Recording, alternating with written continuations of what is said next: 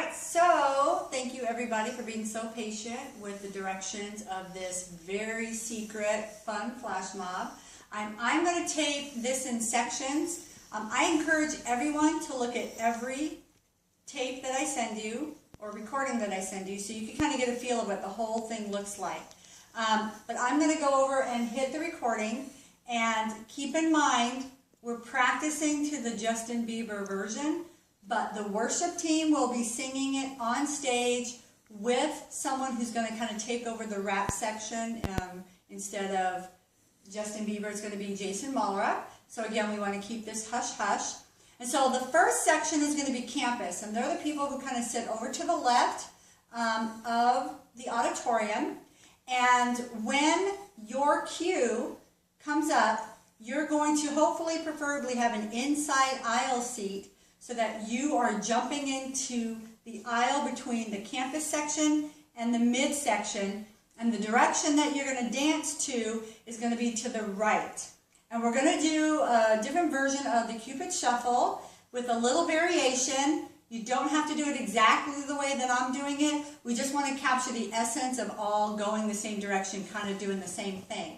We're going to do the same dance sequence 3 times, but when we do the little Cupid Shuffle, we're facing the stage the first time, then we're going to move around until you face the back of the auditorium, then you're going to move around again to face the front of the auditorium, and at the very end, I'm going to have you guys point to the middle section before you go back to your chairs and sit down, and that will cue the next section to do their part, which I will record in a separate recording.